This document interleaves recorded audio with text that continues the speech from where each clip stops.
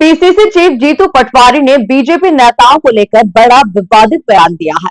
बता दें कि जीतू पटवारी ने कहा कि अगर आप गूगल पर सर्च करोगे तो कौन नेता बलात्कारी है, तो 100 में से 90 नाम बीजेपी नेताओं के आएंगे। पटवारी के इस बयान को लेकर सूबे की सियासत गर्म हो गई है।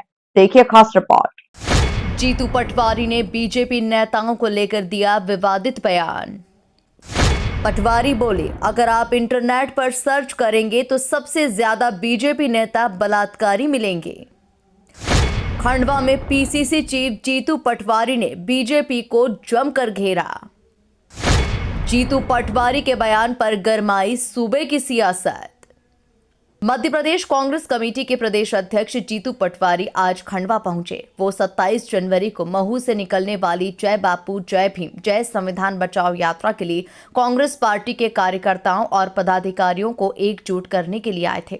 इस दौरान उन्होंने बीजेपी की सरकार पर हमला करते हुए कहा कि ये सरकार कर्ज, क्राइम और करप्शन की सरकार है। ये सरकार सिर्फ कर्ज, क्राइम और करप्शन की सरकार है। आप देखो कि कभी इससे पहले तो आपने सुना कि 55 किलो सोना एक इनोवा में जंगल में पड़ा मिला। कभी सुना कि 10 करोड़ रुपए इनोवा में 10 दिन तक पड़े रहे। भगवान राम का ऐसा राज आ गया कि एक आदमी भी इनोवा के पास नहीं पहुंचा। आपने कभी सुना कि 300 करोड़ रुपए की एक सौरभ शर्मा की संपत्ति 3 एजेंसियों ने पकड़ी, उसके बाद भी एक भी गिरफ्तारी नहीं हुई? आपने कभी सुना उसके 1 महीने बाद सौरभ शर्मा का पता ही नहीं किसी को? आपने कभी सुना कि सौरभ शर्मा को किसको वो एक लाल डायरी थी जिससे वो पैसे भेजता था उगा के, वो नेताओं के नाम कहाँ है? ये भारतीय जनता पार्टी खुला करप्शन का सीधा जागता उदाहरण बन गई। केवल भाजपा या लूट ये एक ही नाम है, 2 नाम है ही नहीं। भाजपा या करप्शन एक ही नाम है, 2 है ही नहीं। इनकी सोच कैसी?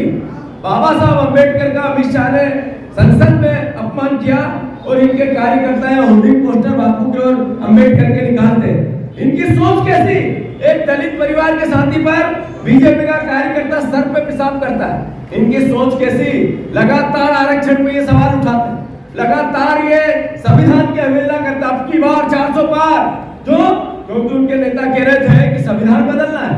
इनकी सोच दलित विरोधी है, अंबेडकर विरोधी है, गांधी विरोधी है और इस देश की मूल मर्यादा विरोधी। कट्टरता इस देश की सोच नहीं। इस देश की सोच है प्रेम, प्यार और मोहब्बत। कर्ज लेना 5000 करोड़ रुपया पर हर हफ्ता। अब ऐसी हालत हो गई कि मध्य प्रदेश को कर्ज भी नहीं मिल रहा है। हैसियत नहीं बची मध्य प्रदेश शासन की, सरकार की। जीतू पटवारी ने विवादित बयान देते हुए कहा कि बीजेपी केवल भ्रष्टाचार और करप्शन की पार्टी बन गई है। अगर आप इंटरनेट पर सर्च करेंगे तो कौन कौन नेता बलात्कारी है, उसमें 100 नाम आएंगे, जिसमें 90 नाम बीजेपी नेताओं के आएंगे।